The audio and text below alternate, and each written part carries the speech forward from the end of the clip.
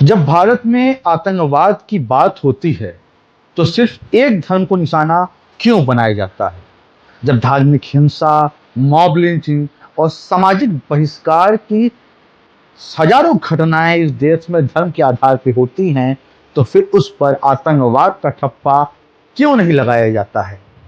हम बात करेंगे उन घटनाओं की जो इस देश में दबा दी जाती है, जहाँ पे इस तरह के धार्मिक हिंसा के मामले होते हैं, जहाँ गरीब मजदूर है उनकी मॉब लिंचिंग की जाती है क्योंकि उनका धर्म मुसलमान है। ऐसी हजारों घटनाएं इस देश में होती हैं, रोज प्रतिदिन मुसलमानों को इसका सामना करना पड़ता है। लेकिन इस आतंकवाद के खिलाफ बहुसंख्यक समाज चुप क्यों है?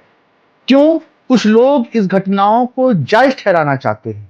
आपको याद होगा, शंभू रेगर जैसे एक आतंकवादी ने मुसलमान मजदूर को सिर्फ इसलिए काटा था कि उसका धर्म मुसलमान है और उसको बचाने के लिए कोर्ट तक पे भगवा झंडा लहराया गया। इस आतंकवाद के खिलाफ कितनों ने मुंह खोला, कितनों ने बोला, ये सोचने की बात है।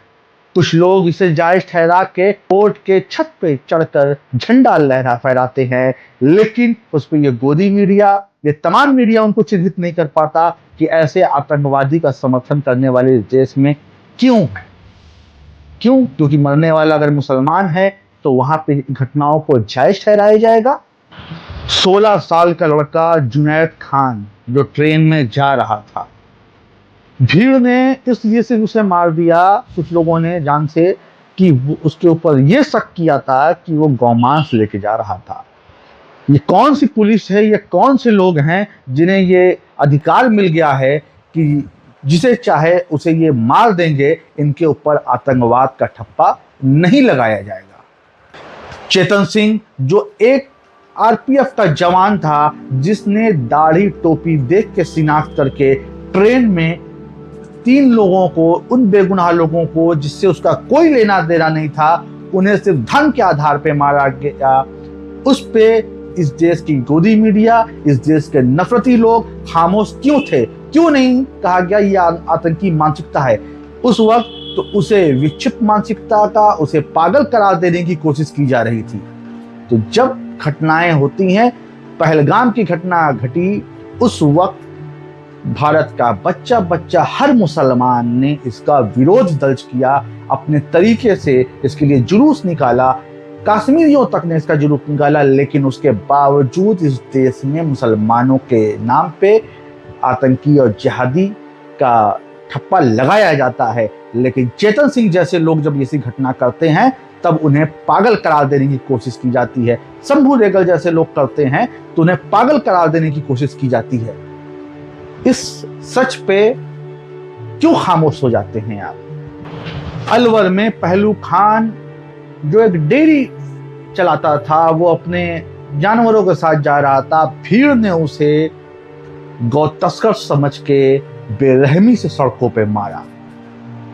लेकिन बाद में पता चला, जब जांच हुई तो पता चला कि वो एक डेयरी चलाता था। इस भीड़ को, इस आतंकी मानसिकता को किसने लाइसेंस दे दिया देश में? और उस पे गोदी मीडिया इस मानसिकता पे बात नहीं करता कि जो आतंकवाद इस देश में कई सालों से पनप रहा है। हरियाणा में 2 बंगाली मजदूरों को खाना वो बना रहे थे, गौ मांस पकाने के शक में भीड़ ने जाके उन 2 बंगाली मुस्लिम मजदूरों को मौत के घाट उतार दिया। बाद में जब इसका पता चला कि वो चिकन बना रहे थे, तो इस भीड़ को लाइसेंस किसने दिया? कौन सी आतंकी मानसिकता है जो इनका सपोर्ट करती है और इन पे कोई बुलडोजर की कार्रवाई नहीं होती, इस तरह के प्रशासनिक कार्रवाई नहीं होती कि आगे ऐसी घटनाएं नहीं घटेंगी? धर्म आधारित हत्याएं इस देश में लगातार बढ़ती चली जा रही हैं, लेकिन हम बात सिर्फ और सिर्फ उन आतंकवादियों की करते हैं जो पाकिस्तान से आए हैं, जो भारत में आए दिन किसी की हत्या सिर्फ धर्म के आधार पर करते हैं। उनकी बात क्यों नहीं करते?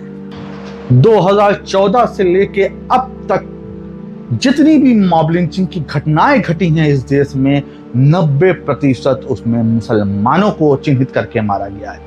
इस पे बात क्यों नहीं करेंगे? इस आतंकवाद के खिलाफ कौन बोलेगा? दिल्ली के मंत्री अपने भाषणों में खुल्लम खुल्ला मंच से कहते हैं कि मुसलमानों से आप सामान मत खरीदिए, मुसलमानों को काम मत दीजिए।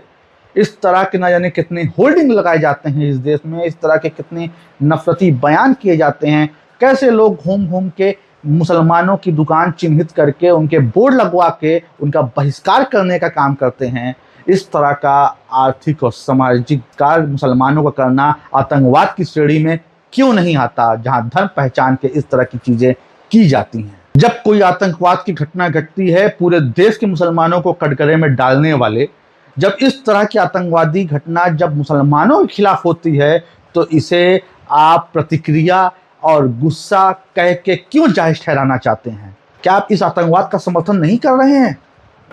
हरियाणा में कुछ गौरक्षक दल नासिर और जुनैद को जिंदा जला देते हैं। कौन सी आतंकी ताकत जो इनका संरक्षण देती है? क्या ये आतंकवाद की श्रेणी नहीं है? जहां संविधान है, जहां कानून है, ये कौन सी सेना बना के लोग किसी की भी हत्या कर देते हैं और उसे एक भीड़ समर्थन देती है? क्या ये आतंकवाद की श्रेणी में नहीं आता? कि ताजा घटना घटी बनारस में, दशहरा समेत एक लड़का घूमने जाता है, जब उसकी वहां के कुछ मनबड़ों ने, कुछ हिंदूवादी संगठनों के लोगों ने जब उसकी पहचान मुसलमान के रूप में की, उसे 1.5 घंटे तक मंदिर में ले जाके मारा, उसके नाखून तोड़े, उसे बेरहमी से मारा। मात्र 16 साल का लड़का। इस धार्मिक हिंसा को, इस धर्म के आधार पर पहचान करके किसी को उत्पीड़न करने को क्यों नहीं आतंकवाद की श्रेणी में डाला जाता? क्यों ये आतंकवाद नहीं है? इस आतंकवाद को देश में कौन बढ़ावा दे रहा है? भारत का संविधान हमें एकजुट रहने को कहता है, सर्वधर्म का सम्मान करने को कहता है, लेकिन दिन प्रतिदिन मुसलमानों को धार्मिक हिंसा का, धार्मिक नफरत का सामना करना पड़ता है। हम बहुत आसानी से मुसलमानों को तो आतंकवादी कह देते हैं, उनकी मानसिकता को जिहादी कह देते हैं, लेकिन इस तरह की नफरती मानसिकता को जो मुसलमानों के प्रति आए दिन कुछ पार्टियां अपने राजनीतिक लाभ के लिए इस्तेमाल करती हैं, जहां पे हेट स्पीच मुसलमानों के खिलाफ इतनी ज्यादा इस देश में बढ़ गई है, उस पर चुप्पी क्यों साधी जाती है? आतंकवाद का कोई धर्म नहीं होता। अगर आप एक आतंकवाद का विरोध करते हो और दूसरे का समर्थन, तो फिर आपको आतंकवाद का विरोध करने का कोई हक नहीं। अगर विरोध करना है तो इंसानियत के दुश्मनों का करो, बेगुनाहों के कातिलों का करो, जो आए दिन और धर्म और रिलीजन से ऊपर उठ के करिए।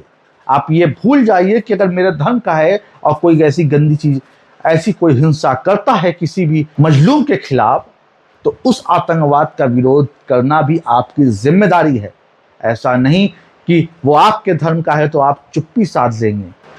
पाकिस्तान से आए आतंकवादियों का विरोध, पुरजोर विरोध भारत के मुसलमानों ने किया, कश्मीरियों ने किया। उसके बावजूद ये नफरती मानसिकता, जो खुद एक आतंकवाद की मानसिकता से ग्रसित है, ये मुसलमानों को बार बार कटघरे में डाल के मुसलमानों के ऊपर हुई हिंसा को जायज ठहराने की कोशिश करती है। अगर वाकई आतंकवाद से लड़ना है तो खुल के इन आतंक के खिलाफ बोलना पड़ेगा। चाहे किसी हिंदू भाई के साथ कोई घटना घटे, उस पर खुल के बोलिए, या किसी मुसलमान मजलूम के ऊपर घटना घटे, उस पर खुल के बोलिए। क्रिश्चियन भी अगर इस देश में रह रहा है, उसके खिलाफ भी कोई इस तरह की हिंसा हो रही तो उस पर भी बोलिए। ये आपकी जिम्मेदारी है। ऐसा नहीं कि हम एक हिंसा पे तो खुल के बोलें और दूसरे हिंसा पे हम खामोश हो जाए। आज के लिए इतना ही, मिलते हैं अगले वीडियो में। तब तक के लिए नमस्कार, सत श्री अकाल, जय हिंद, खुदा हाफिज।